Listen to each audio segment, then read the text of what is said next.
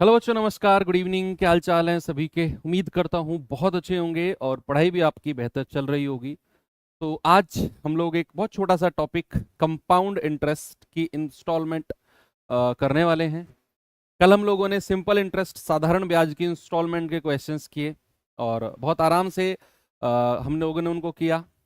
मैंने कल आपको एक बात भी बताई थी बीच में कि जो हमारी कंपाउंड इंटरेस्ट की इंस्टॉलमेंट होगी वो सिंपल इंटरेस्ट से थोड़ा सा आसान होगी। एक प्रोसेस उसका जो होगा ना, एसआई से थोड़ा सा आसान होगा। हालांकि आपको एसआई का इंस्टॉलमेंट भी बहुत आसान लगा और आप लोगों ने बहुत इंटरेस्ट के साथ इंस्टॉलमेंट को सॉल्व किया। ऐसा अमूमन होता नहीं है कि लोग इंस्टॉलमेंट जैसे टॉपिक को पसंद करें, लेकिन आप लोगों ने एक रुचि दिखाई तो अच्छा लगा ये जानकर कि चीजें हमारी बहुत बढ़िया चल रही हैं। एनीवे, आज हम लोग करने वाले हैं सीआई की इंस्टॉलमेंट। तो पहले हम लोग देखेंगे कि सीआई की इंस्टॉलमेंट के पीछे क्या कॉन्सेप्ट लगता है, कैसे हमारा फॉर्मूला बनता है और कैसे फिर हमें सवाल करना है। हमें पहले कॉन्सेप्ट देखेंगे, सीखेंगे क्या concept behind the formula and behind the trick है, और फिर हम अपने एक तरीके देखें। जैसे हमने कल एसआई का एक तरीका देखा था ना, और लास्ट तक उसी तरीके पे सवाल आराम से होते चले गए थे। आज भी उसी तरीके पे जाएंगे, लेकिन उससे पहले सीआई इंस्टॉलमेंट के बारे में थोड़ा सा देखेंगे, ताकि आपसे कोई पूछे कि यार सीआई इंस्टॉलमेंट होता क्या है, तो आप उसे बता सको। आप ये ना कहो कि ला क्वेश्चन ला कर देता हूं। क्वेश्चंस करने से मतलब नहीं है, हमें ये पता होना चाहिए कि concept behind the installment CI क्या है, उसे थोड़ा सा देखते हैं। ओके, देखो, कंपाउंड इंटरेस्ट अगर आप देख रहे हो टॉपिक, तो आप ये बात जान गए हो कि यहां पर हमारा जो ब्याज लगेगा वो ब्याज के ऊपर ब्याज लगेगा, ब्याज के ऊपर ब्याज लगेगा। तो यहां पर बहुत तगड़ा इंस्टॉलमेंट बनने वाला है ना, बहुत तगड़ा इंस्टॉलमेंट बनने वाला है। अब पढ़ते हैं installment, compound interest, compound interest instalment.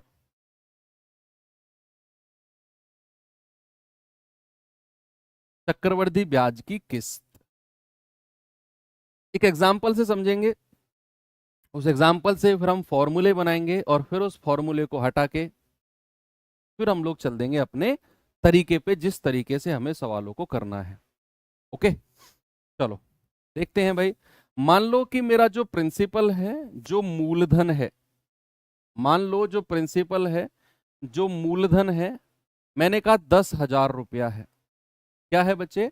आपका मूलधन है 10,000 रुपया, जो ब्याज पर दिया गया है, जो ब्याज पर दिया गया है, और उसको इंस्टॉलमेंट में लेना है या फिर इंस्टॉलमेंट पे करना है। आपने बैंक से उधार लिया, ऐसा मान लो कि आपने बैंक से उधार लिया पैसा 10,000, अब उसे इंस्टॉलमेंट में पे करना है। और ब्याज की जो दर है वो 10% है, वार्षिक। 10% है वार्षिक, और समय क्या है? समय है 2 वर्ष। समय है 2 वर्ष। आप मुझे एक बात बताओ कि अगर आप 1 साल बाद की बात करोगे, आप अगर 1 साल बाद की बात करोगे, तो मिश्र धन कितना हो जाएगा? 10% तो हर साल ब्याज लगेगा। तो अगर मेरा 10, अब देखो, अब 15-20 मिनट अब कमेंट मत करो, कोई बहुत ही डीप और बहुत ही प्यारा कॉन्सेप्ट आपको सिखा रहा हूं। कमेंट पे ध्यान दोगे तो इधर उधर भटक जाओगे। मैंने कहा 10,000 रुपए हैं, रेट ऑफ इंटरेस्ट 10% है, 2 साल की बात हुई है। अगर मैं आपसे कहूं कि पहली साल के बाद, पहली साल के बाद पैसा हो कितना जाएगा इंस्टॉलमेंट पे करने से पहले, इंस्टॉलमेंट पे करने से पहले आपका पैसा बन कितना जाएगा? आप कहेंगे रेट ऑफ इंटरेस्ट अगर 10% है ना, तो सर मिश्र धन हो जाएगा 110%। कितना हो जाएगा? 1 साल बाद मिश्र धन हो जाएगा 110%। अब आपका कहीं से जुगाड़ लग गया पैसे का। आपका क्या हुआ भाई? 1 साल बाद इतना पैसा हो गया, 1 साल बाद इतना पैसा हो गया। अब हुआ क्या कि आपका कहीं से पैसे का जुगाड़ लग गया और आपने उसमें से आपने उसमें से 5,000 रुपया या फिर अगर मैं कहूं सपोज 4,000 रुपए आपने पे कर दिए, तो जो ये 4,000 रुपए घटेंगे ना, ये इस टोटल में से घटेंगे। ये आपकी 4,000 रुपए की क्या हो गई, ये आपकी पहली इंस्टॉलमेंट हो गई। क्या हो गई, फर्स्ट इंस्टॉलमेंट। 4,000 रुपए की क्या है, पहली इंस्टॉलमेंट। भाई आपने क्या किया, आपने 10,000 रुपए बैंक से उधार लिया और एक साल बाद वो 110% हो गया, लेकिन आपने क्या किया, 4,000 रुपए उसमें से दे दिए।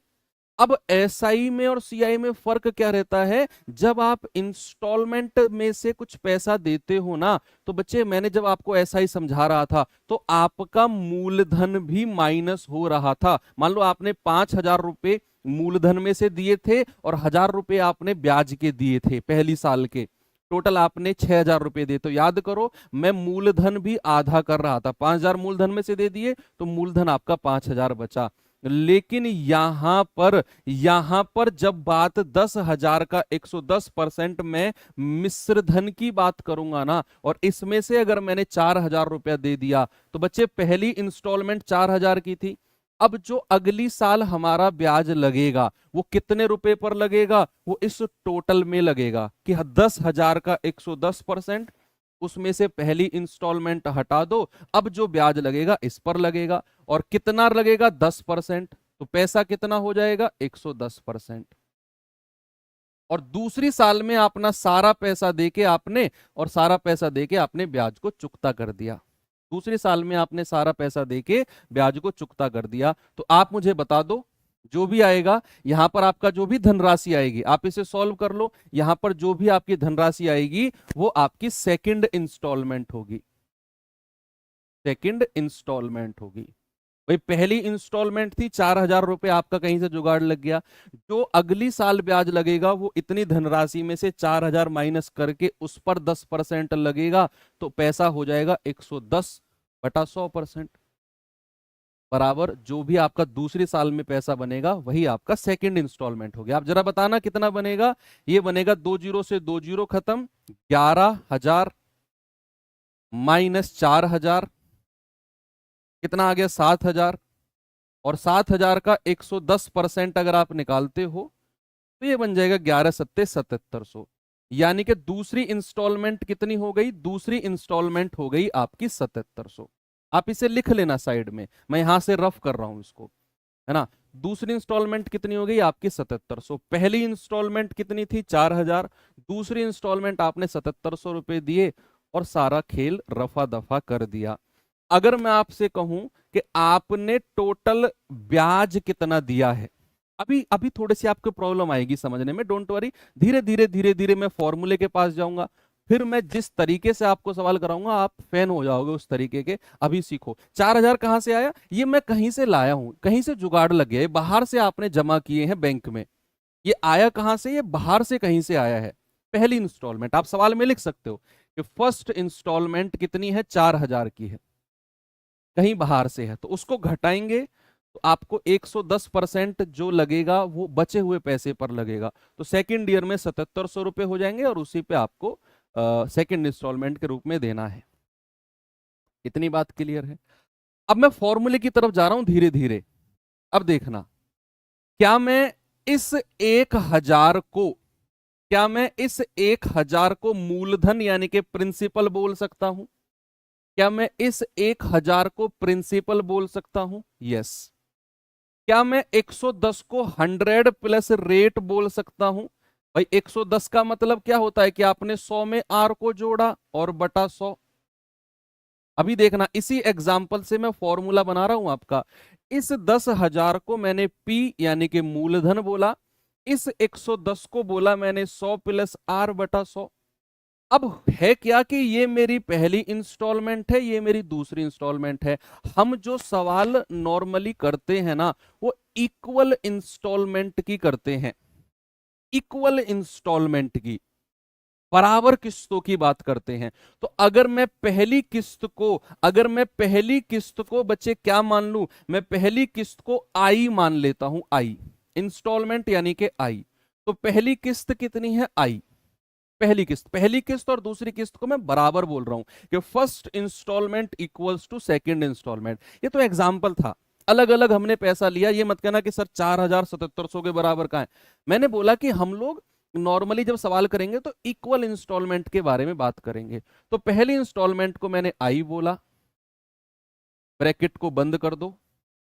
110 को क्या कह सकता हूं, 100 प्लस आर बटे 100 बराबर, और सेकंड इंस्टॉलमेंट भी पहली इंस्टॉलमेंट के बराबर है, उसको भी मैंने आई बोल दिया। उसको भी मैंने क्या बोल दिया, उसको भी मैंने आई बोल दिया। चलिए थोड़ा सा आगे चलते हैं इसी चीज पर। इसको उधर ले जाओ।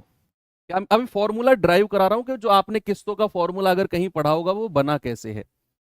मूलधन गुणा 100 plus R upon 100 minus I equals to क्या है, आई गुणा 100 प्लस 100 अपॉन 100 तो ऊपर चला जाएगा ना, और 100 प्लस आर, ये वाले को मैं ऊपर ले गया। अब ये माइनस का आई जो पहली इंस्टॉलमेंट है, जो ये पहली इंस्टॉलमेंट है ना, इसको मैं उधर ले जा रहा हूं, और ये आपकी सेकंड इंस्टॉलमेंट है। हालांकि दोनों बराबर हैं, लेकिन मैं इस पहली इंस्टॉलमेंट को उधर ले जाकर इसके पहले लिख दूंगा।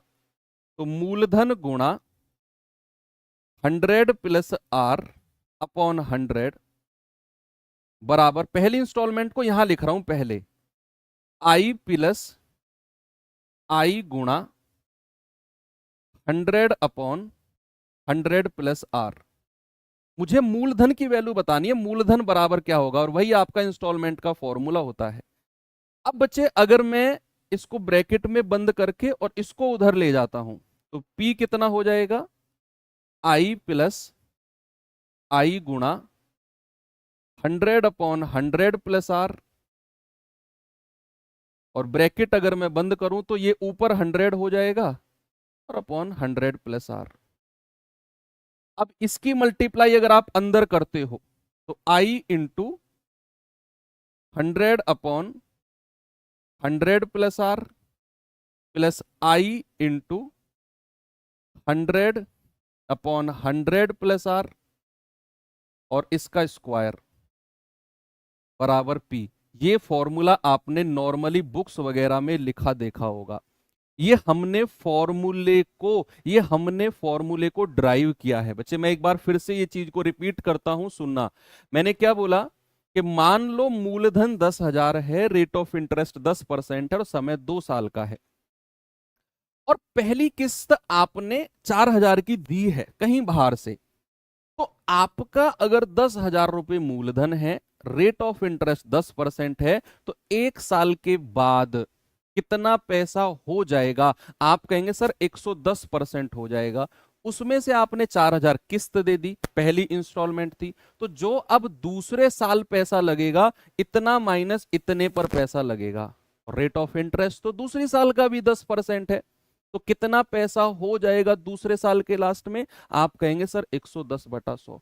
इसको हमने सॉल्व किया तो हमें मिला 7700, और वही 7700 आपका दूसरे साल का इंस्टॉलमेंट है। अब मैं इसको फॉर्मूले की तरफ लेकर चला, तो मैंने कहा कि 10,000 को मैंने मूलधन लिख दिया, 110 को लिखा 100 प्लस R/100। अब मैंने कहा कि पहली और दूसरी इंस्टॉलमेंट नॉर्मली हम सवालों में बराबर मानते हैं, तो दोनों इंस्टॉलमेंट को मैंने बराबर मान लिया, पहली और दूसरी को आई और आई।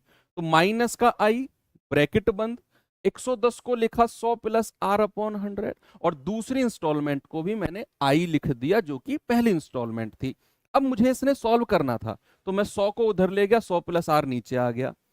फिर मैंने क्या किया, मैं इस माइनस आई को उधर ले गया, तो आई प्लस, और ये पूरा यहां लिख दिया। फिर इसको मैंने क्या किया, फिर इसको मैंने 100 अपॉन यहां 100 अपॉन 100 प्लस आर, इसकी अंदर मल्टीप्लाई करी तो आई के साथ हुआ, और इसके साथ होकर स्क्वायर बना दिया। तो ये जो कहानी आपके सामने है बच्चे, 2 वर्ष की किस्तों की कहानी है।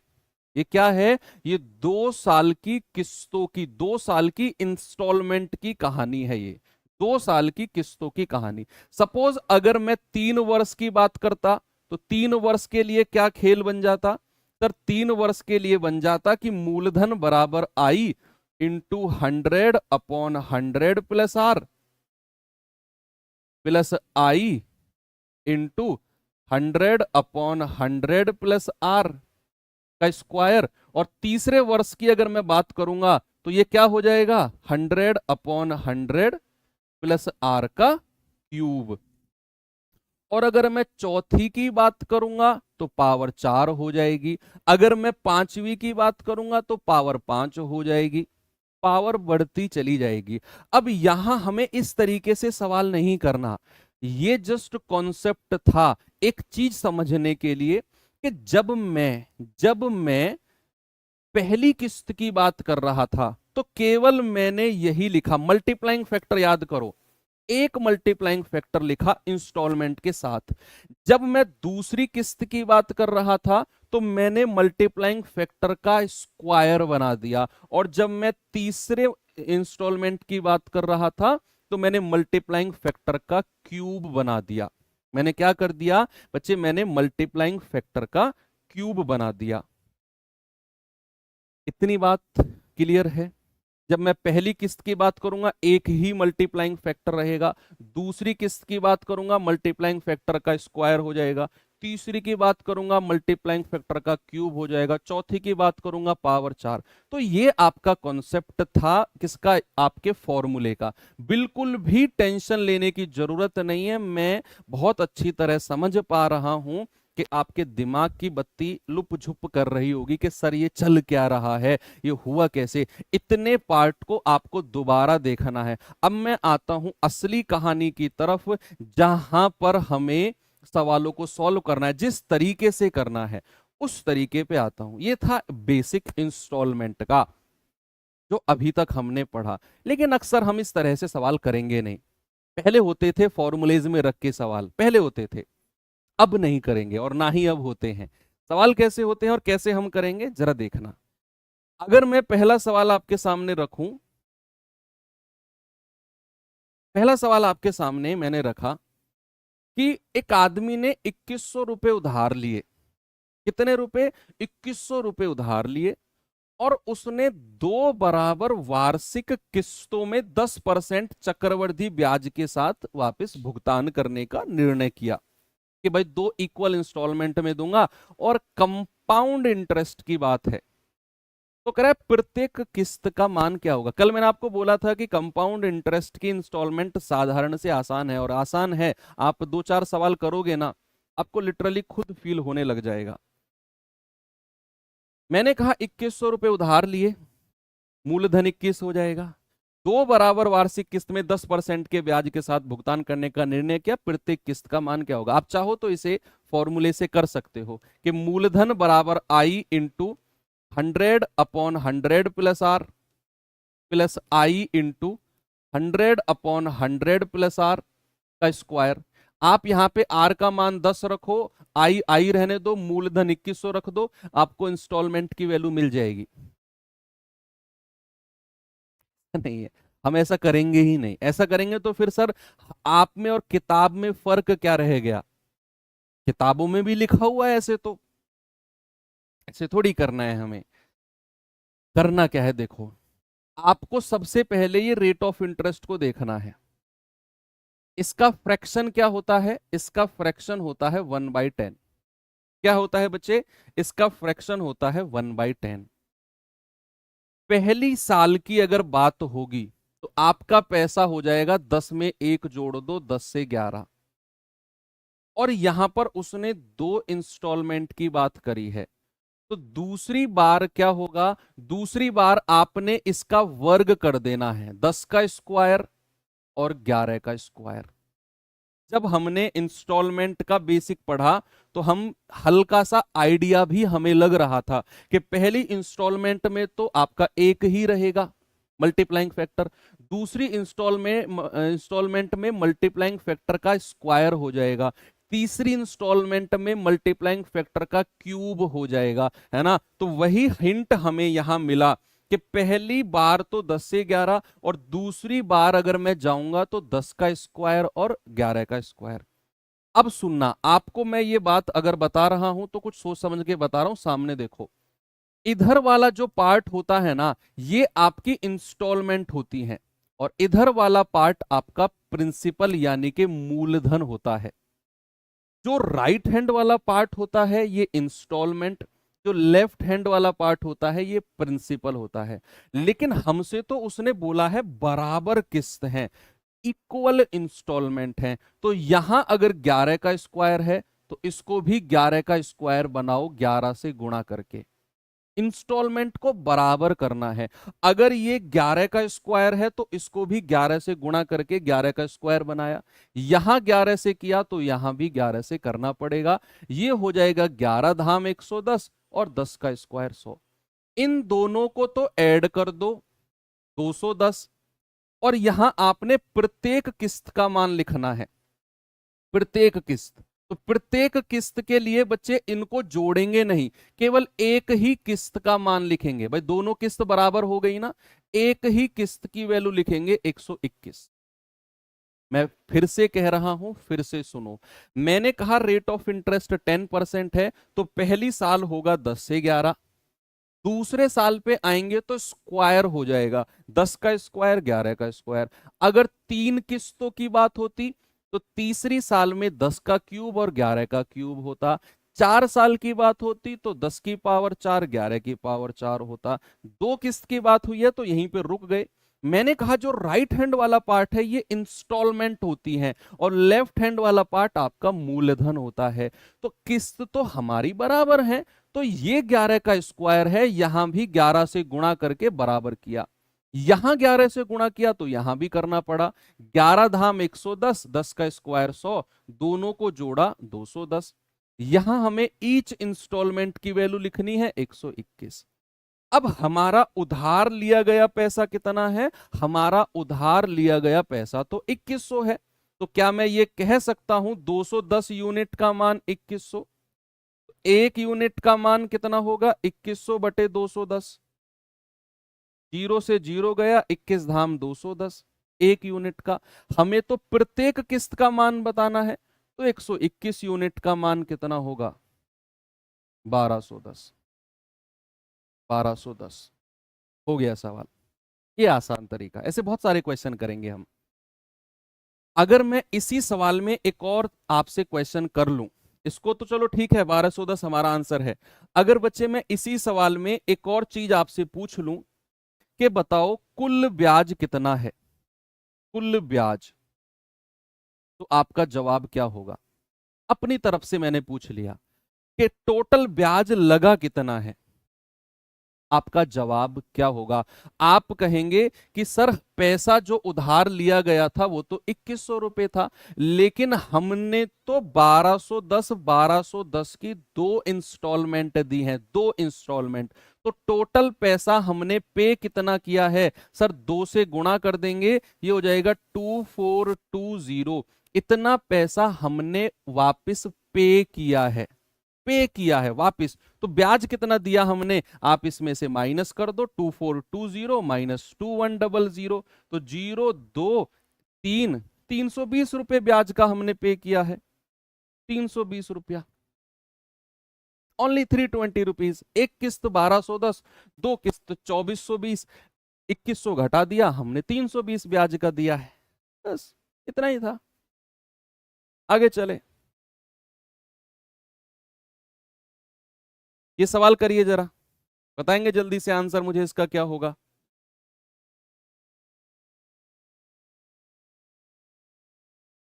इतनी ही किस्त है बस, यही है कंपाउंड इंटरेस्ट के इंस्टॉलमेंट में। एक तरह का सवाल और बनता है, वो भी मैं आपको बता दूंगा, वो और भी आसान है।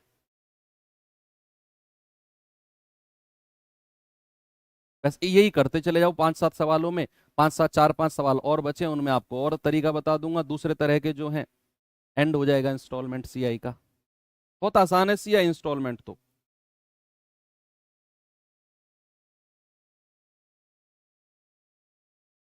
भाई एक वस्तु को इस शर्त पर खरीदा गया कि 3993 की 3 समान किस्त, यहां 3993 की किस्त है, इंस्टॉलमेंट है, तो 3993 की समान किस्त का 10% चक्रवृद्धि ब्याज की दर से भुगतान किया जाना है, जो वार्षिक रूप से संयोजित है, तो वस्तु की कीमत क्या होगी? वस्तु की कीमत क्या होगी बताइए।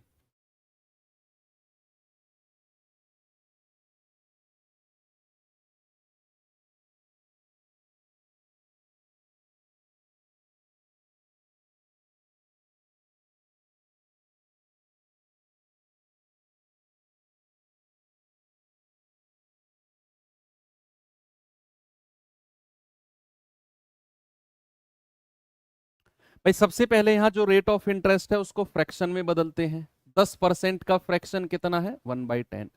कितनी इंस्टॉलमेंट की बात करी है उसने? 3 इंस्टॉलमेंट की बात करी है, याद रखना, 3 इंस्टॉलमेंट की। तो पहली बार क्या होगा? 10 से 11। दूसरी बार क्या होगा? 10 का स्क्वायर और 11 का स्क्वायर। और तीसरी बार क्या होगा? 10 का क्यूब और 11 का क्यूब, है ना। मैंने कहा जो राइट हैंड वाला पार्ट है वो इंस्टॉलमेंट होती है, जो लेफ्ट हैंड वाला पार्ट है वो हमारा मूलधन यानी कि प्रिंसिपल होता है। अब उसने बोला है तीनों किस्त जो है समान है, इक्वल इंस्टॉलमेंट है, तो हमें इन तीनों इंस्टॉलमेंट को बराबर करना है। ये 11 का क्यूब है तो यहां 11 से गुणा कर दो, तो यहां भी करना पड़ेगा। ये 11 है तो यहां 11 के स्क्वायर से गुणा करना है, भाई तीनों 11 की क्यूब बनानी है हमें, तो यहां भी 11 का स्क्वायर से गुणा करना है। क्या रखा है सवालों में? कुछ भी नहीं है ना। तो ये हो जाएगा 11 11 में 121 धाम 1210, 10 धाम 100, 1100, और 10 का क्यूब 1000।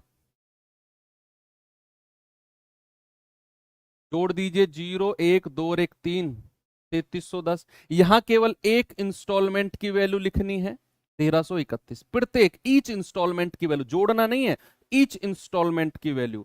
हमसे क्या बोला है? हमसे बोला है कि भैया इंस्टॉलमेंट तो 3993 की है।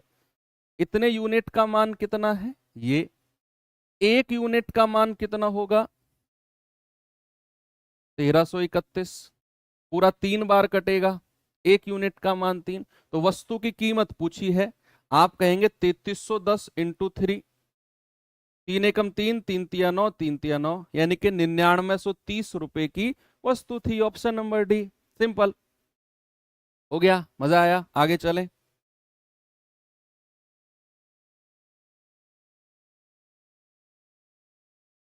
सवाल करिए जरा।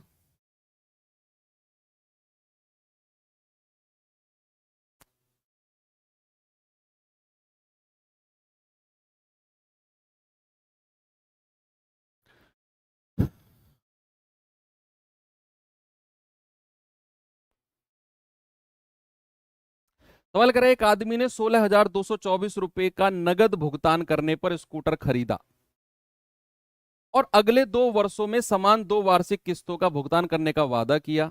यदि ब्याज तो स्कूटर का नहीं। आप इस सवाल को अभी थोड़ी देर बाद रुक के करना, इसको करो पहले, पहले इसको करो, पहले इसको करिए।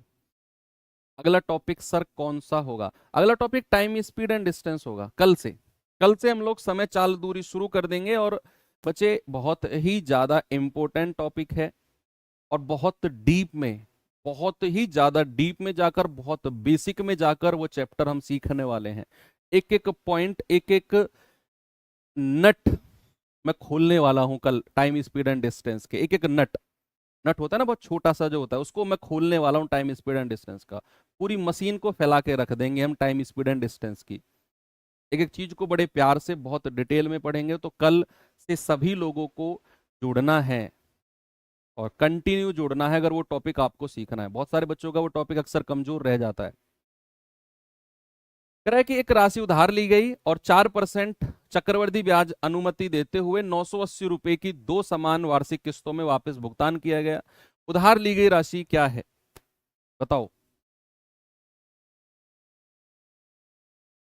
आपसे कह रहा है 980 रुपए की 2 वार्षिक किस्त है, तो 980 रुपए इंस्टॉलमेंट दी हुई है। 4% का फ्रैक्शन कितना है? 101/25। भाई कितनी किस्त है? 2। तो पहली बार कितना हो जाएगा? 25 से 26। दूसरी बार स्क्वायर कर देंगे, 26 का स्क्वायर। है ना।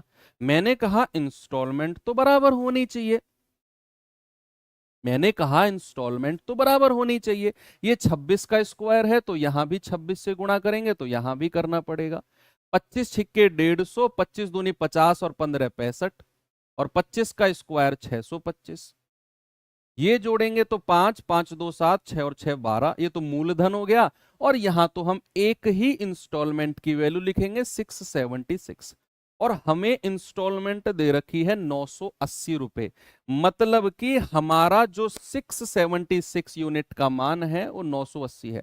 हमारा आंसर अप्रोक्सीमेट आएगा भैया, लिख लिख लेना, क्योंकि यहां उसने बोला हुआ है। एक यूनिट का मान आएगा 980 बटे 676।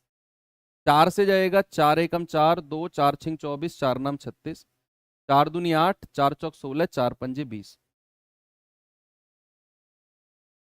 हमें बताना है कितने यूनिट का मान, 1275। तो 1275 का मान कितना आएगा, 245 बटे 169 इंटू 1275। अब इसको आप गुणा करिए और फिर बताइए आंसर कितना होगा।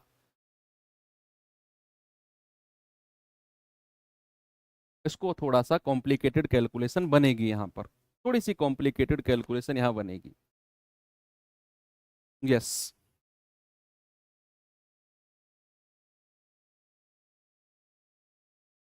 करिए सॉल्व।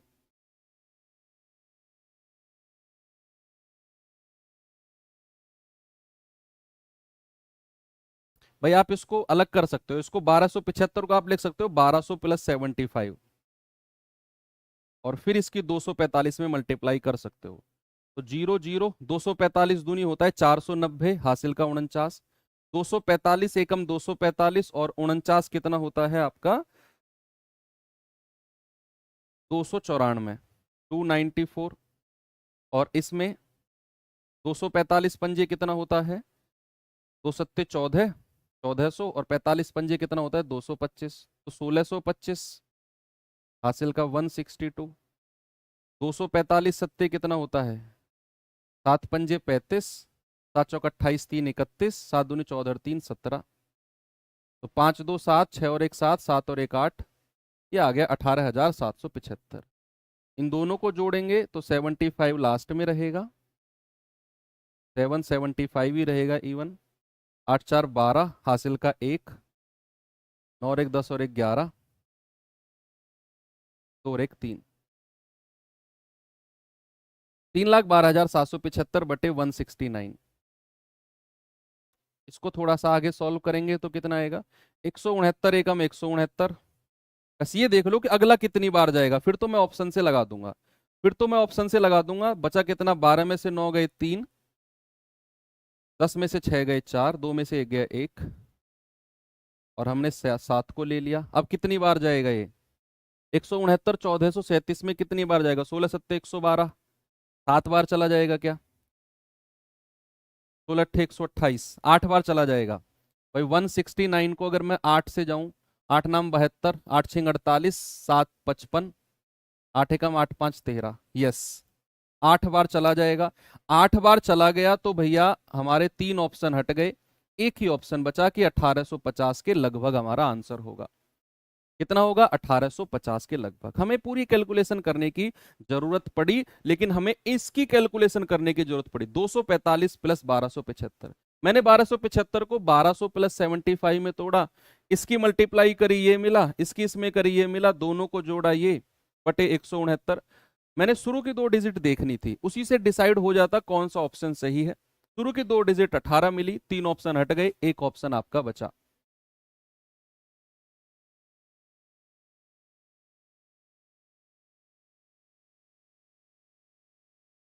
ये सवाल करिए जरा।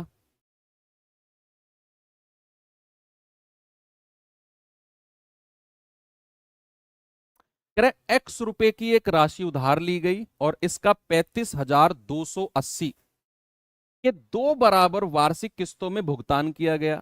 यदि ब्याज की दर 5% है और ब्याज वार्षिक रूप से संयोजित होता है तो एक्स का मान बताओ क्या होगा। बताएंगे जल्दी से क्या होगा इसका जवाब बच्चे। आप कहेंगे सर 5% का जो फ्रैक्शन होता है ना 1/20 होता है, और किस्त कितनी है 2, तो पहली बार कितना हो जाएगा 20 से 21, और दूसरी बार कितना हो जाएगा, आप स्क्वायर कर दो 21 का स्क्वायर। अगर मुझे किस्त बराबर बोला है तो फिर किस्तों को बराबर कर दो, गुणा 21, तो यहां भी 21, 21 दूनी 42, 420, और 20 का स्क्वायर 400, ये हो जाएगा 820। और एक किस्त कितने की हो जाएगी, एक किस्त हो जाएगी 441 की। एक किस्त कितने की होगी, एक इंस्टॉलमेंट होगी 441 की। आपसे बोला है एक किस्त तो 35,280 की है, तो ये हो जाएगा 35,280 के बराबर। एक यूनिट का मान कितना होगा, 35,280 बटा 441। ये तो 21 से कट रहा है 441, क्या ऊपर वाली संख्या 21 से कट रही है, देखना एक बार, देखना भैया एक बार। आप कहेंगे सर 21 से कटा पूरा 21 बार, 21 एकम 21, 9 और 5 14, 21 छिक्के 126, 14 और 2 16, 21 अट्ठे 168 जीरो, और 21 अट्ठे 168, यानी कि एक यूनिट का मान 80 आ गया। तो 820 का मान क्या होगा, 820 गुणा 80, जीरो जीरो, 8 दूनी 16, 8 अट्ठे 64, 64 और एक 65, यानी कि 65,600 आपका जो है प्रिंसिपल यानी कि मूलधन हो जाएगा।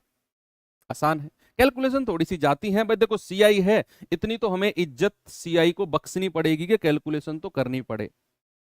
ये सवाल करिए।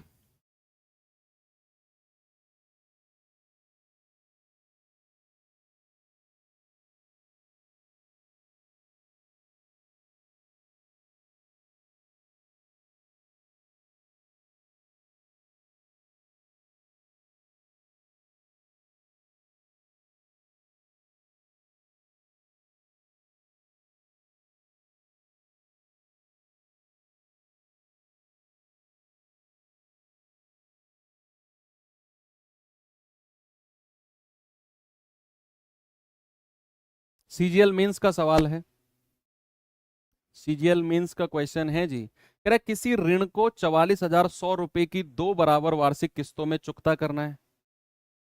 44,100 की किस्त है, इंस्टॉलमेंट है, 2 बराबर किस्त है।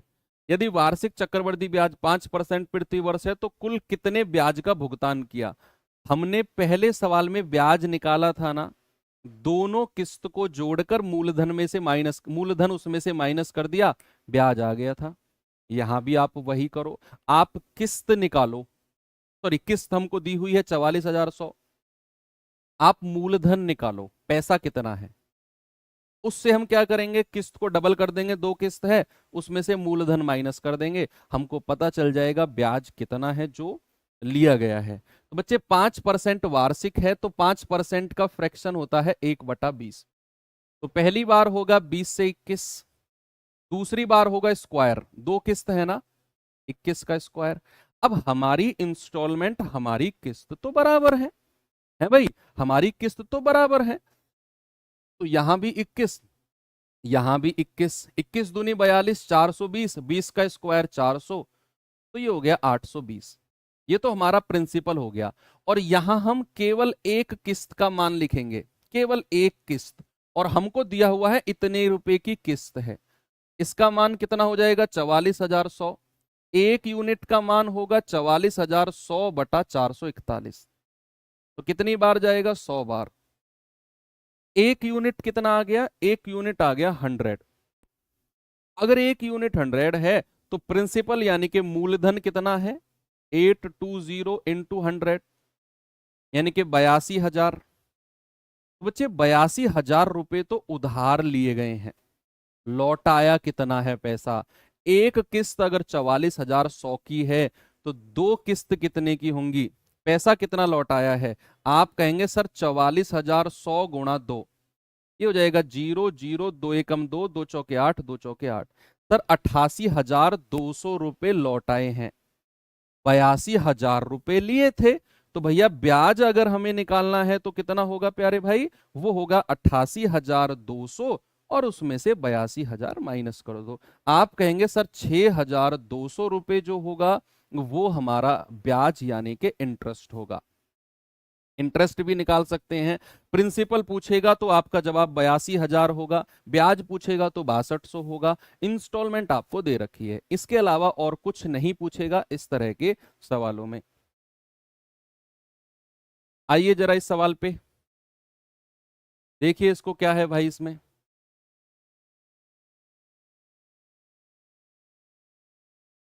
सीजीएल मेंस का क्वेश्चन है। CI installment normally mains level तक के एग्जाम में ही पूछी जाती है।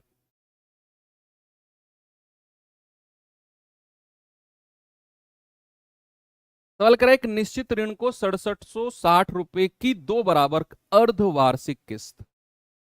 यहां हमारी जो किस्त हैं वो हाफ ईयरली हैं, अर्धवार्षिक, हर 6 महीने पे किस्त दी जा रही है।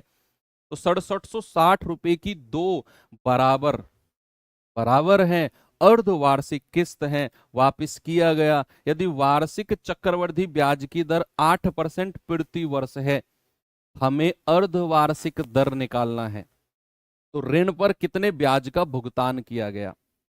बड़ा इंटरेस्टिंग क्वेश्चन है। सबसे पहले तो आपको हाफ ईयरली रेट निकालना है, अर्धवार्षिक दर। ये कितना हो जाएगा? वार्षिक दर को 2 से डिवाइड कर दो। सर HYR क्या है? Half yearly rate. English Hindi वाले बच्चे क्या लिखेंगे? अर्धवार्षिक दर। कितनी हो जाएगी? वार्षिक दर को 2 से डिवाइड किया, 4%। फ्रैक्शन कितना होता है? 1/25। कितनी किस्त है? 2। तो पहले अर्धवर्ष में कितना होगा? 25 से 26। दूसरे अर्धवर्ष में क्या होगा? 25 का स्क्वायर और 26 का स्क्वायर। लेकिन हमारी किस्त तो बराबर है, इक्वल इंस्टॉलमेंट है। तो ये अगर 26 का स्क्वायर है तो यहां भी 26 से गुणा करेंगे, तो यहां भी करेंगे। तो 25 छिक्के 150, 25 दूनी 50 और 15 65। 25 का स्क्वायर 625, जोड़ेंगे तो मिलेगा 1275। एक इंस्टॉलमेंट कितने की है? 676 की। लेकिन सवाल ने बोला है 6760 रुपए की इंस्टॉलमेंट है। तो क्या मैं ये कह सकता हूं कि इसका मान 6760 रुपए है? एक यूनिट का मान कितना होगा? बटे 676। एक यूनिट की वैल्यू होगी 10। भैया पहले तो ये बताओ कि पैसा कितना उधार लिया गया है? सर पैसा लिया गया है 1275 यूनिट, यानी कि 12,750। अब पूछ रहा है आपसे कि ब्याज कितना दिया है, इंटरेस्ट कितना दिया है। एक इंस्टॉलमेंट अगर 6760 की है तो इंस्टॉलमेंट कितनी हो जाएंगी? 6760 गुणा 2। 0 2 छिक्के 12, 2 सत्ते 14 और 1 15, 2 छिक्के 12 और 1 13, 13,520। पैसा लिया था 12,750, लौटाया है 13,520। ब्याज कितना हो जाएगा? ब्याज हो जाएगा 13,520 माइनस 12,750। 0, 12 में से 5 गए 7, 3 में 13 में से 7 गए 6, 670 रुपए ही बचा। सॉरी, 13 में से 7 6 गए 7, 770 आएगा ना। 120 में से 50 गए 7, 70 आ गया। 134 में से 127 जाएंगे 7 आएगा, 770। ठीक तो है? ठीक है, आगे चलते हैं। ये सवाल करिए, ये आपका फेज 12 अभी जो पेपर हुआ है बच्चे, जून में जो अभी फेज 12 का पेपर हुआ है उसका सवाल है। जरा देखिए इसको और बताइए मुझे क्या जवाब होगा।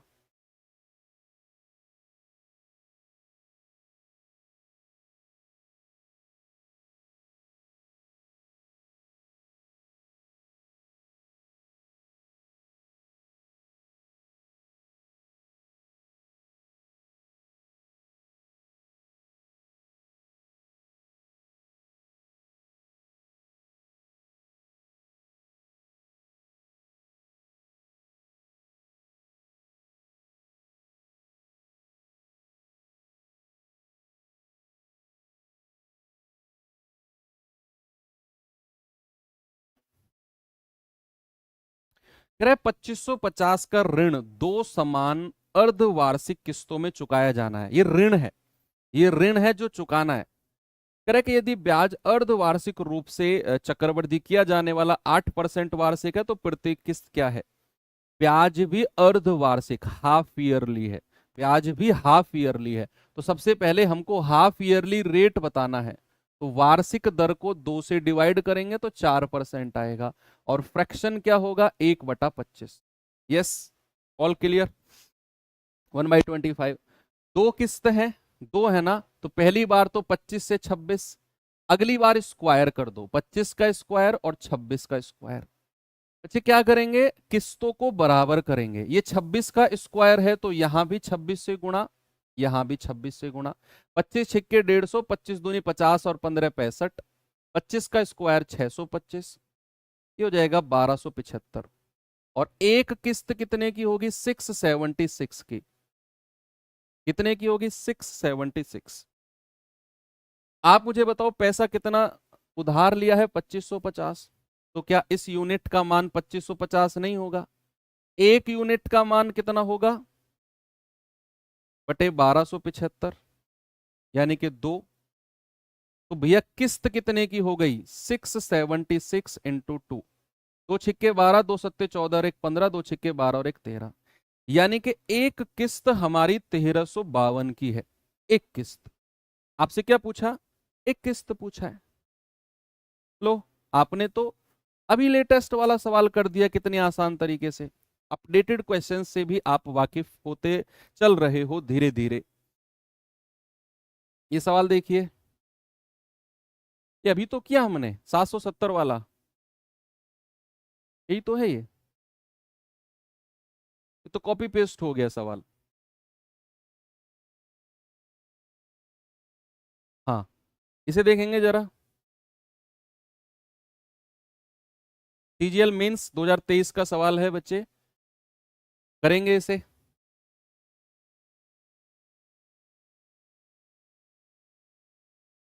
जल्दी से आप लोग ट्राई करो अपनी कॉपी में।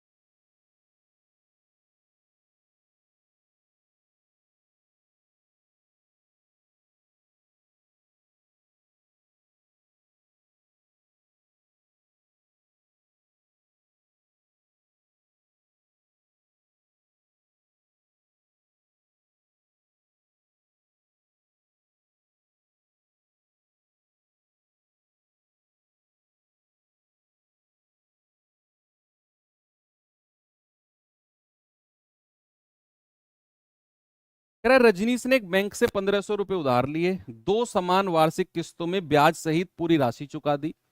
जहां रजनीश ने बैंक से उधार लेने के 1 वर्ष बाद पहली किस्त का भुगतान किया, ओके, यदि ब्याज 40% वार्षिक थी और ब्याज वार्षिक रूप से संयोजित है, तो रजनीश द्वारा भुगतान की गई प्रत्येक किस्त क्या है? Each installment. भाई 40% वार्षिक ब्याज है और वार्षिक ही वो पैसा दे रहा है, 2/5। तो पहली बार क्या हो जाएगा? 5 में 2 जोड़ दो 7। दूसरी बार हो जाएगा स्क्वायर। हमें तो किस्त को बराबर करना है, किस्त को बराबर करना है। उसने बोला है दो समान वार्षिक किस्त हैं, annual, each annual equal installment है। तो यहां भी 7 से गुणा करो, यहां भी। तो 7 पंजे 35, 5 पूरे 25, ये हो जाएगा 60। और एक इंस्टॉलमेंट कितने की होगी? एक इंस्टॉलमेंट होगी 49 की। हमें पैसा कितना उधार लिया है रजनीश ने? 1500 रुपए। तो 60 यूनिट का मान कितना है? 1500। एक यूनिट कितना होगा? 1500/60, ये जाएगा 25 बार। क्या पूछ रहा है? प्रत्येक किस्त, तो 49 इंटू 25। 25 निम्मा 225, 25 चौके 100 और 22 122, यानी कि एक इंस्टॉलमेंट हमारी 1225 रुपए की हो जाएगी। अरे खत्म हो गया ना? सच बताना। मजा आया? चलो और थोड़ा सा आगे चलता हूं, एक और सवाल कर लो फिर। जो दूसरे तरह का सवाल है वो तो 2-3 सवाल हैं, आसान है वो तो, उनमें कुछ भी नहीं है, कैलकुलेशन है बस और कुछ नहीं है। मेन चीज है इस तरह के सवालों को ही प्रैक्टिस करना।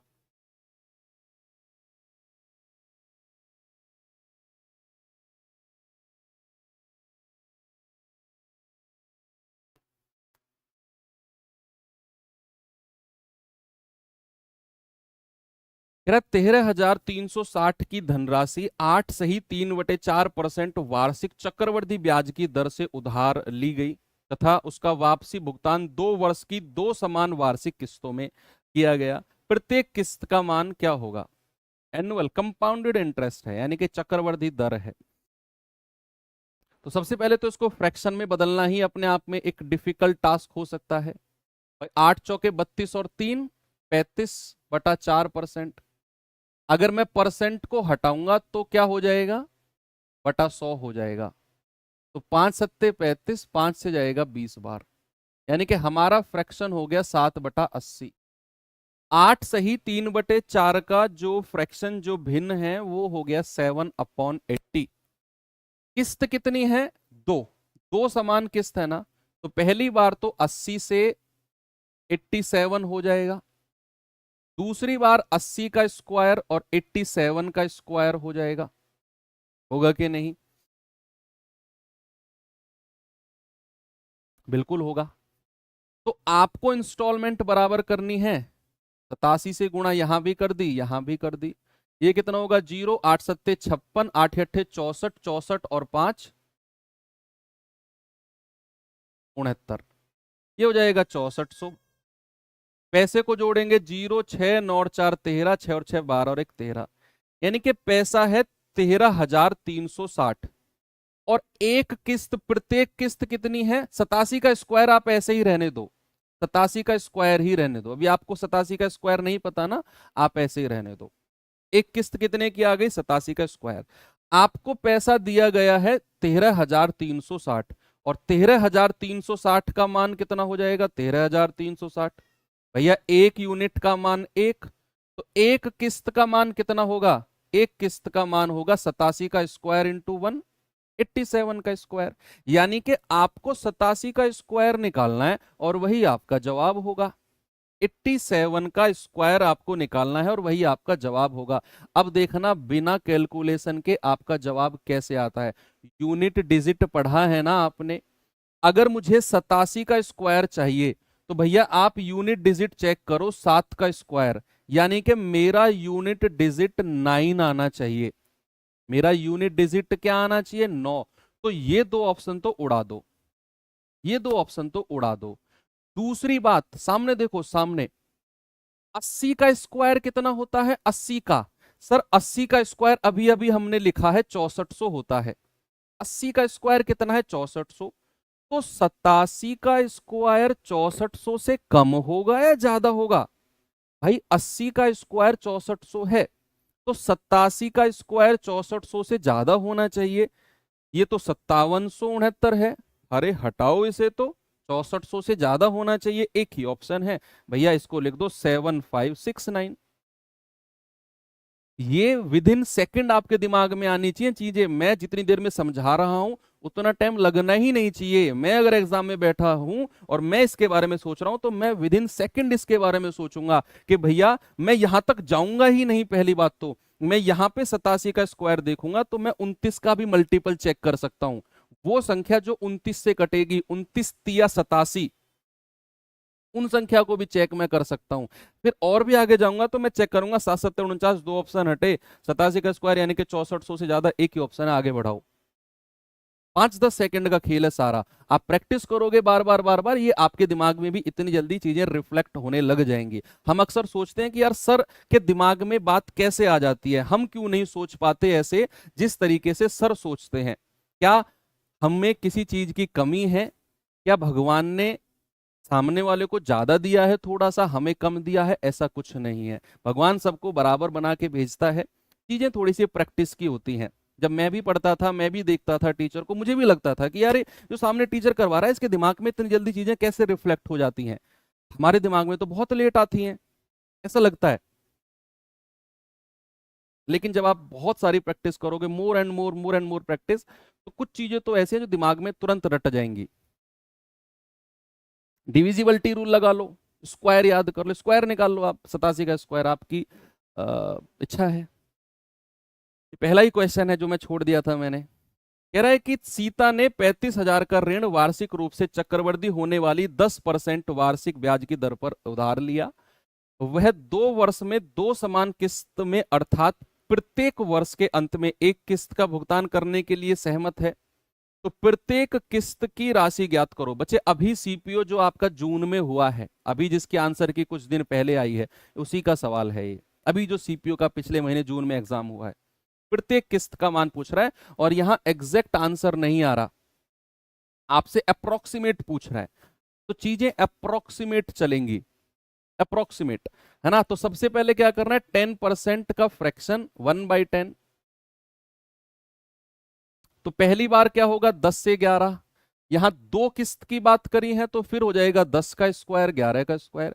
अब भाई साहब हमारी तो समान किस्त है, हमारी इंस्टॉलमेंट तो इक्वल है। अब इंस्टॉलमेंट इक्वल है तो ये 11 का स्क्वायर है तो एक और 11 से ऊपर गुणा कर दो, यहां भी 11 धाम 110, 10 धाम 100, तो पैसा कितना हो गया 210। और एक इंस्टॉलमेंट कितने की हुई, 11 11 121। हमें इतना पैसा दिया हुआ है 35,000, तो क्या मैं 210 यूनिट का मान 35,000 कह सकता हूं? एक यूनिट का मान कितना होगा 210, 0, 7 या 21, 7 पंजे 35, यानी कि एक यूनिट का मान है बच्चे 500/3, एक यूनिट का। हमसे पूछा है प्रत्येक किस्त, 121 यूनिट का मान कितना होगा गुणा 500/3, ये हो जाएगा आपका 5 एकम 5, 5 दूनी 10, 5 एकम 5 और 1 6, 0 0/3, 3 दूनी 6, 0, 3 एकम 3, यूनिट डिजिट भी नहीं, शुरू की 3 डिजिट चेक करो, ज्यादा मत कैलकुलेशन करो। 201 से शुरुआत कहां हो रही है, हटाओ हटाओ हटाओ, एक ही ऑप्शन है 20167। सीपीओ का सवाल फोड़ दिया आपने, बिल्कुल हो गया। चलो सर अगर किस्त इक्वल ना हो तो, अब वो सवाल करते हैं जब किस्त इक्वल ना हो। गजानंद ने बोला है सर अगर किस्त इक्वल ना हो, तो गजानंद की भी हमें माननी है। चलिए गजानंद भैया, अब अगर किस्त इक्वल ना हो तो उस केस में सर क्या करेंगे, आते हैं अपने कि किस्तों में जब किस्त बराबर ना हो, हर साल अलग अलग पैसा पे किया जाए, उस केस में क्या होगा। उस केस के ये रहे सवाल। सवाल है, ए ने 8% वार्षिक चक्रवृद्धि ब्याज की दर से 28,500 रुपए उधार लिए लिए जी। यदि पहली साल के अंत में 5780 रुपए चुका दिए, बहुत बढ़िया, तो दूसरे साल के अंत में कितना पैसा वो चुकाएगा। ये पता है हम कौन से तरीके से करेंगे इस सवाल को, जहां से हमने आज के चैप्टर की शुरुआत की थी। मैं दिखा देता हूं आपको, जहां से हमने आज के चैप्टर की शुरुआत की थी, यहां से इस तरीके से हम ये करेंगे। मैंने आपको ये सवाल कराया भी है, देख लो, ये रहा आपके सामने। इतना पैसा उधार लिया, पहली इंस्टॉलमेंट 4,000 की दी तो हटा दिया 4,000, दूसरी इंस्टॉलमेंट जो बनेगा वो 4,000 हटाने के बाद पर जो पैसा बचेगा उस पर लगेगा। वही सवाल बन गए अभी, कि अगर इंस्टॉलमेंट बराबर ना हो तो उस केस में कैसे की जाती हैं चीजें। चलिए गजानंद करो, बड़े सिंपल तरीके से करना है, ठीक है।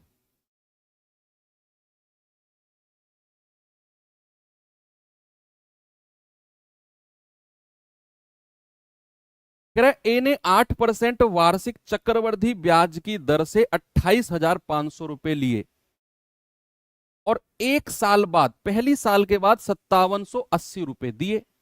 तो सबसे पहले तो मुझे ये बताओ कि एक साल बाद पैसा हो कितना जाएगा।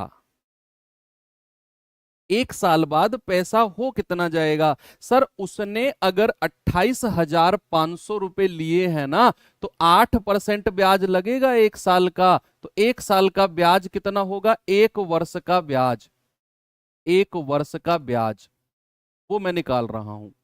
तो वो हो जाएगा 20, 8 पंजे 40, 8 पंजे 40, 4 44, 8 अट्ठे 64 और 4 68, 8 दूनी 16 और 6 22। सर एक साल का ब्याज हो जाएगा 22,480 है। क्या कर दिया ये? अच्छा सॉरी, लाइट रिफ्लेक्ट कर रही थी। 8 पंजे 40, 4, 8 अट्ठे 64, 4 68, 6, 8 दूनी 16 और 6 22, 2280, 2280। 2 बार 5 से मल्टीप्लाई कर दिया, 2 बार। तो 2280 रुपए का ब्याज है। तो एक साल बाद अमाउंट कितना बन जाएगा? 28,500 में आप 2280 जोड़ दो, 2280। तो 0, 8, 5 2 7, 8 2 10, 2 और 1 3। सर 30,780 बना एक साल बाद।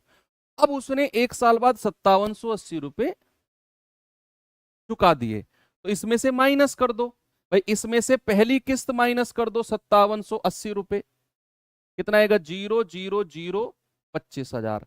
अब ये क्या हो गया? Second year. अब हमें सेकंड ईयर जो, अब हम किस पे आ गए? बात सेकंड ईयर पे आ गए। सेकंड ईयर जो ब्याज लगेगा बच्चे 25,000 पर लगेगा। कितना? 8% लगेगा। तो कितना लग जाएगा? आप कहेंगे 25 अट्ठे 200, यानी कि 2,000 रुपए ब्याज बन जाएगा दूसरे साल का। आपसे कह रहा है दूसरे साल के अंत में कितना पैसा चुकाएगा। तो भैया सेकंड इंस्टॉलमेंट कितनी हो जाएगी? सेकंड इंस्टॉलमेंट हो जाएगी 25,000। तो आपका पैसा है और उस पर 2,000 रुपए ब्याज बन गया, यानी कि सर 27,000 रुपए वो चुकाएगा। ऑप्शन नंबर ए बिल्कुल सही है। बड़ा सिंपल तरीके से करना है, ज्यादा इसमें उठपटांग सोचना ही नहीं है। क्या करना है? पहली साल का ब्याज निकाला 8%, वो उसमें जोड़ दिया। पहली साल के अंत में 30,780 रुपए बने। पहली इंस्टॉलमेंट 5780 हटाई, बटे 25 बचे 25,000 रुपए। अब दूसरी साल ब्याज इस पर लगेगा। दूसरी साल 8% आया, 2,000 रुपए। तो कह रहा है दूसरी साल के अंत में कितना पैसा देगा?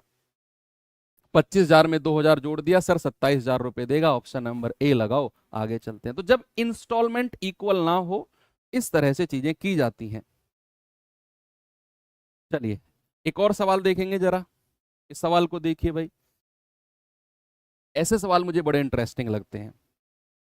बड़ा इंटरेस्टिंग क्वेश्चन है। यहां पीछे से आगे की तरफ आएंगे हम, पीछे से। यहां हमें पिछले सवाल में तो हमें पैसा दिया हुआ था और हम हर साल की इंस्टॉलमेंट निकाल रहे थे।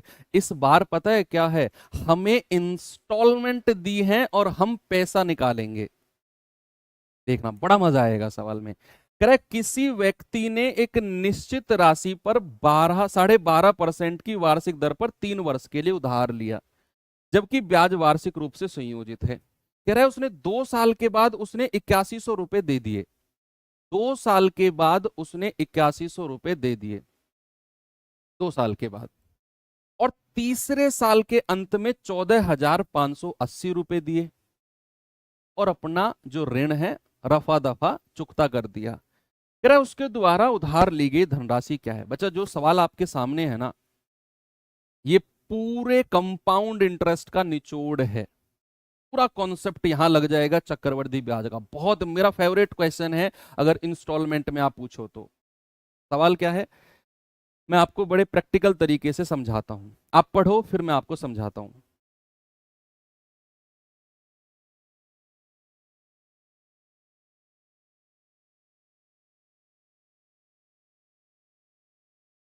स्टार्ट करें। एक व्यक्ति ने कुछ पैसा लिया और ये बात फिक्स हो गई कि 12.5% ब्याज लिया जाएगा। जब मैं स्टोरी ऐसे सुनाया करूं ना, सवाल की समरी, तो दिमाग में ना आपके पिक्चर बनती रहनी चाहिए कि एक व्यक्ति ने पैसा लिया, कुछ हमें नहीं पता कितना है, 12.5% ब्याज फिक्स हो गया, चक्रवृद्धि ब्याज लगेगा जी, ओके। अब उस व्यक्ति ने 2 साल तक कोई पैसा नहीं दिया, ना कोई किस्त दी ना कुछ दिया। 2 साल तक वो दिखाई नहीं।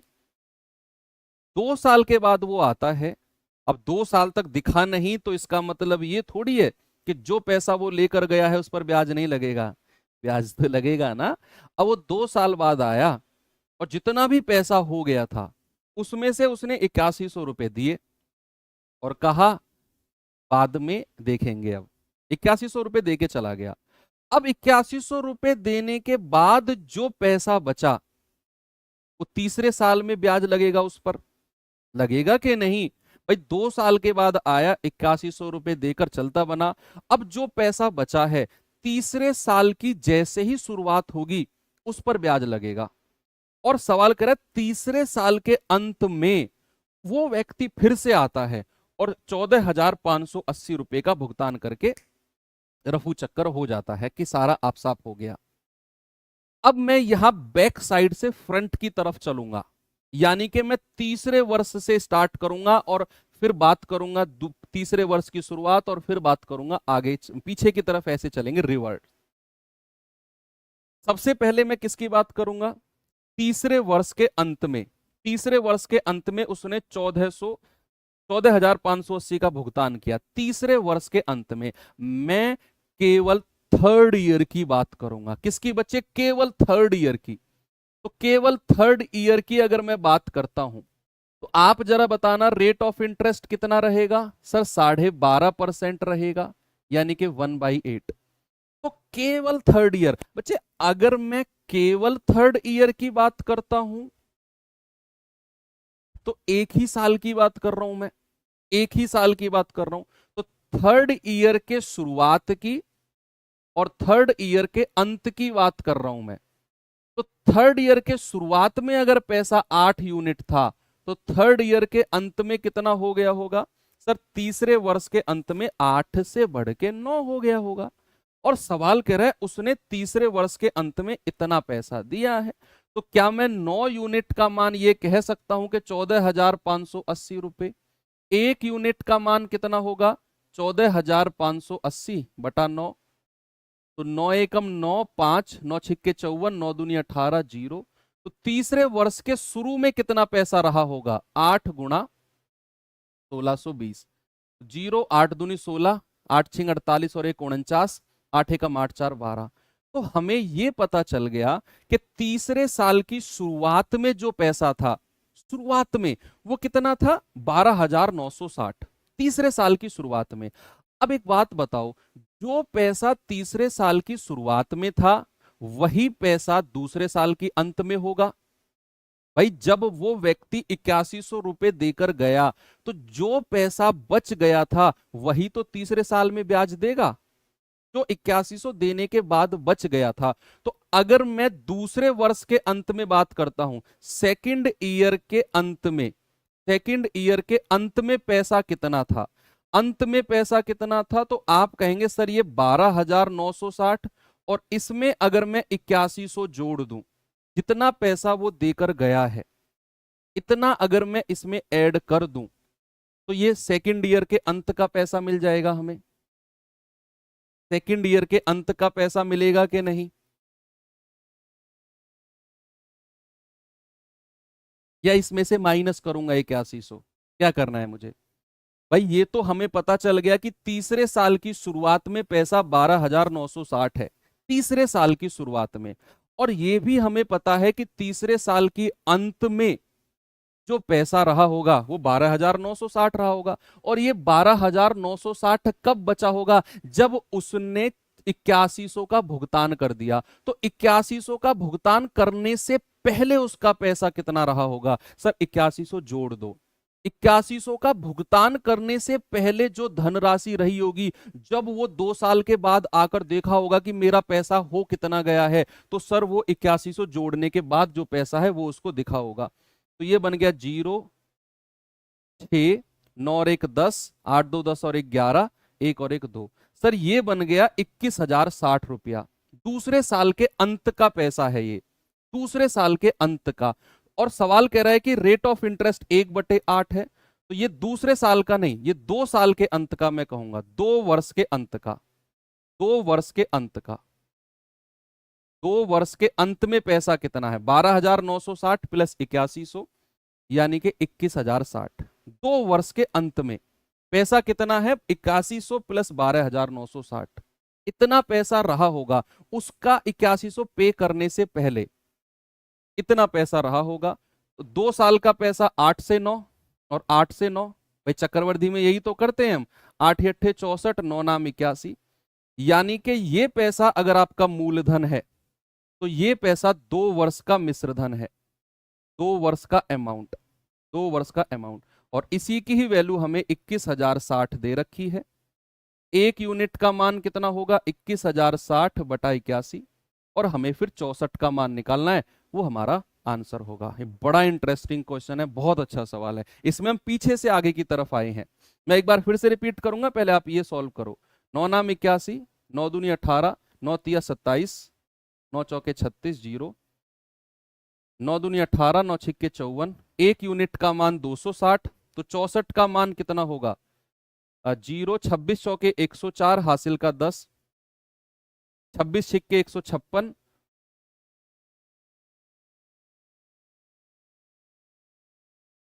मूलधन पूछा है ना, तो 26 × 6 = 156 और 10 166,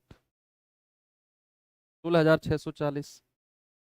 कुछ गड़बड़ क्या है क्या, एक बार ये देखना, ये सही काटा है क्या हमने। 9 × 9 = 81, 9 दूनी 18, 3, 9 × 3 = 27, 3, 9 × 4 = 36, 0, 9 दूनी 18, 9 × 6 = 54, 0, 260 और 64 × 260, मूलधन हमारा बनेगा ये।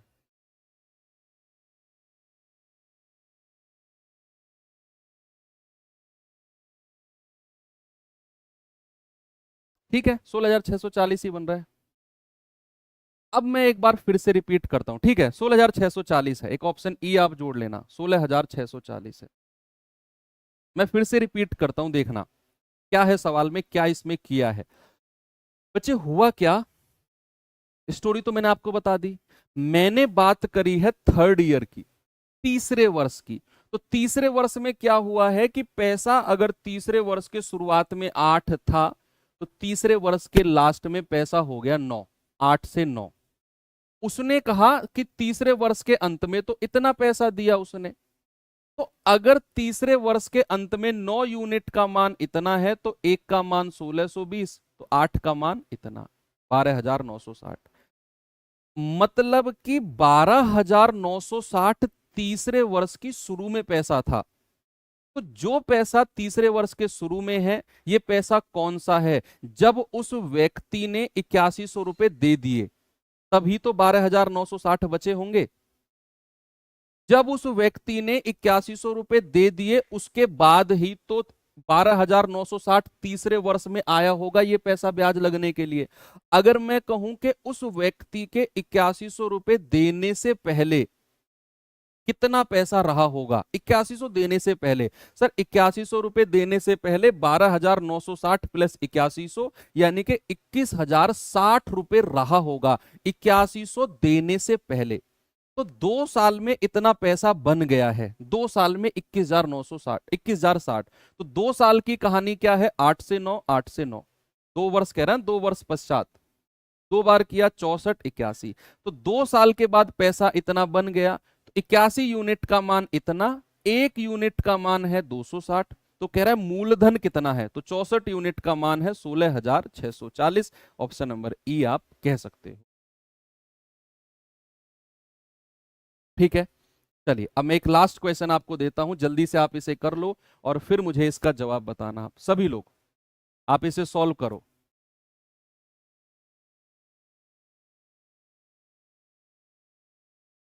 टाइम देता हूं आपको पढ़ने के लिए और करने के लिए, ठीक है।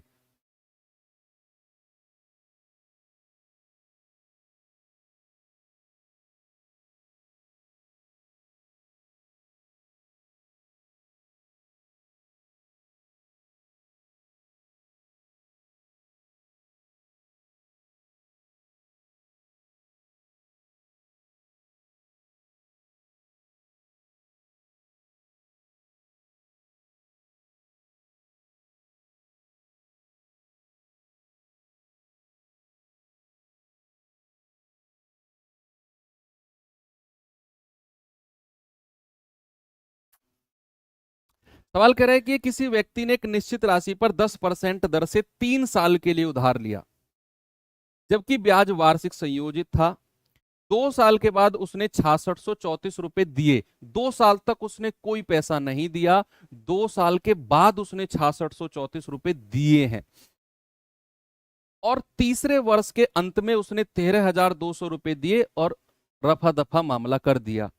कह रहा है बताओ कितना पैसा उधार लिया था। मैं बात करूंगा थर्ड ईयर से, बात करूंगा थर्ड ईयर से। बच्चे थर्ड ईयर में पहले रेट ऑफ इंटरेस्ट कितना लगेगा सर? 10%।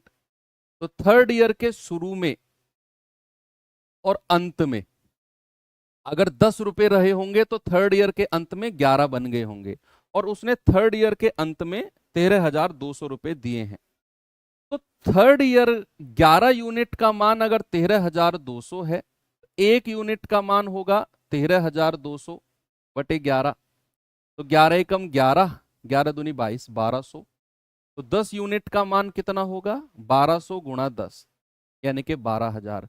बच्चे जो ये 12,000 रुपए है ना, ये तीसरे साल के शुरुआत में है, और जो तीसरे साल की शुरुआत में है वही पैसा दूसरे साल के अंत में रहा होगा। और ये 12,000 रुपए जो है ये कब है? जब उसने 2 साल के बाद 6634 रुपए दे दिए। 6634 के भुगतान के बाद 12,000 रुपए बचे होंगे। अगर मैं कहूं कि उसके भुगतान करने से पहले 2 वर्ष का मिश्रधन अगर मैं आपसे पूछूं, 2 वर्ष का अमाउंट अगर बच्चे मैं आपसे पूछता हूं, तो आप कहेंगे सर 12,000 और प्लस जितना उसने भुगतान किया है 6634, क्यों जाएगा 18,634। ये 2 साल का अमाउंट है उसके भुगतान करने से पहले। और ये 18,634 रुपए जो है ना, ये 2 साल में मिश्रधन बना होगा। जब तक वो पैसा देने नहीं आया, 2 साल तक कहां आया था वो 2 साल बाद आया, इतना रुपया दिया। उसके आने से पहले 2 साल तक जो पैसे पर ब्याज लगा होगा उसने मिश्रधन बना दिया होगा 18,634। तो भैया 2 साल तक कहानी क्या रही होगी? 10 से 11 और 10 से 11 यानी कि 121 और 100। ये हमारा अमाउंट है और ये हमारा अमाउंट है और ये प्रिंसिपल है, सॉरी। तो भैया 121 यूनिट का मान कितना है? 121 यूनिट का मान है 18,634। एक यूनिट का मान कितना होगा? बटे 121। 11 11 में 121, 11 एकम 11, 7 11 छिक्के 66, 10 11 नाम 99, 11 चौक 44, 11 एकम 11, 11 पंजे 55, 11 चौक 44। एक यूनिट का मान 154। तो 100 यूनिट का मान कितना होगा? 15,400। यानी कि हमारा जो प्रिंसिपल है वो 15,400 रुपए अगर रहा होगा। एक बच्चा कह रहा है अगर 3 वर्ष से अधिक हो, 3 वर्ष से अधिक होगा तब भी हम ऐसे ही करेंगे। जो लास्ट की ईयर रहेगी वहां से हम पीछे की तरफ स्टार्ट होंगे। पीछे की तरफ ही क्यों स्टार्ट होते हैं? क्योंकि हमारे पास बच्चे मूलधन नहीं है। शुरुआत कहां से करें? अगर हम आगे से पीछे की तरफ जाएंगे तो हमें यही नहीं पता कि उसने पैसा उधार कितना लिया है। 10% का रेट किस पर लगाएं? 10% का रेट किस पर लगाएं, यही नहीं पता हमें। तो 2 साल बाद उसने 6634 दिए। 2 साल बाद पैसा था कितना जिसमें से 6634 रुपए उसने दिए हैं, यही नहीं पता हमें। तो इसीलिए हम एक पर्टिकुलर ईयर को उठाते हैं कि उसने थर्ड ईयर में इतना पैसा दिया लास्ट में। तो ये हमें हिंट मिला कि तीसरे साल में 10% ब्याज लगा होगा और तीसरे साल में 10% ब्याज लगने के बाद उसने इतना पैसा दिया है। तो शुरुआत में कितना रहा होगा वो निकाला। तीसरे साल के शुरू में जो पैसा है वही दूसरे साल के अंत का रहा होगा, और उसके 2 साल के बाद 6634 रुपए देने से पहले कितना पैसा रहा होगा वो हमने दोनों को जोड़ दिया। अब ये 18,634 है, ये 2 साल बाद का अमाउंट है, वो हमने 2 साल का अमाउंट निकाला। एक यूनिट का मान और 100 का मान 15,400। बच्चे एंड करते हैं अपने कंपाउंड इंटरेस्ट की इंस्टॉलमेंट को। हर तरह का सवाल, हर लेवल का सवाल मैंने आपको समझाया। अब कल से हम अपना मोस्ट इंपोर्टेंट टॉपिक, और हर सवाल में हर एग्जाम में सवाल बनता है बच्चे, time speed and distance. Time speed and distance कल से हम लोग शुरू करने जा रहे हैं। मैं आप सभी लोगों से रिक्वेस्ट करूंगा कि ये क्लास कल की जो शुरू होने जा रही है, जरूर आना, मैं आपको सिखाऊंगा कि क्या टाइम होता है, कैसे कन्वर्जन होता है, क्या कन्वर्जन होता है, बहुत बेसिक से हम लोग करेंगे। तो बाकी मिलते हैं अब कल के सेशन में। थैंक यू, बाय बाय, जय हिंद।